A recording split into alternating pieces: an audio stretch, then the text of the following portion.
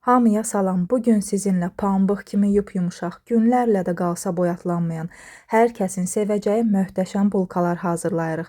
Baxın necə elastik və havalı bulkalar alınır. Gəlin vaxt itirmədən hazırlayaq. İlk olaraq aparı, yəni ön xəmirimizi hazırlayaq. Qaba 1 çay qaşığı şəkər tozu, 50 ml ilıq süd və 1 çay qaşığı quru maya əlavə edib yaxşıca qarışdırıb mayanın aktiv olmasını gözləyək. İndi isə əsas xəmirə keçək. 2 yumurtanı qaba sındırırıq. Üzərinə 2 xörək qaşığı şəkər tozu və 1 paket vanil əlavə edib qarışdırırıq.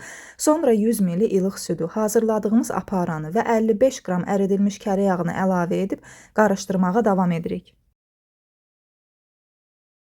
Sıra gəldi una 400 qram ələnmiş un və yarım çay qaşığı duz əlavə edib yumuşaq, ələ yapışmayan bir xəmir yoğururuq. Xəmirin üzərini örtüb isti bir yerdə 2 saat dincəlməyə qoyuruq. Bu arada üzəri üçün ştreyzel, yəni ovuntu hazırlayaq. 40 qram kərə yağı, 50 qram şəkər tozu və 50 qram unu əllərimizlə yaxşıca ovuruq.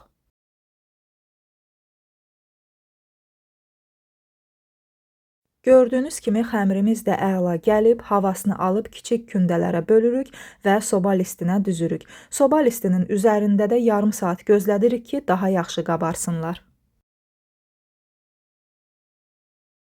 Bulkalarımızın üzərinə yumurta sarısı çəkib, hazırladığımız o dadlı ovuntunu bol-bol səpirik. Artıq sobaya girməyə hazırdılar.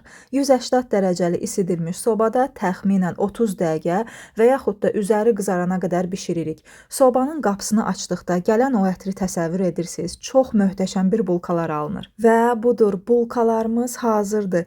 Həm görünüşü, həm də dadı ilə çay süfrənizin bəzəyi olacaq. Hazırlayacaq olan hər kəsə indidən nuş olsun. Əgər videomu bəyəndinizsə, bəyən düyməsinə basıb kanalıma da abunə olmağı unutmayın ki, gələn dadlı reseptlərimdən anında xəbərdar olasınız. Hələlik.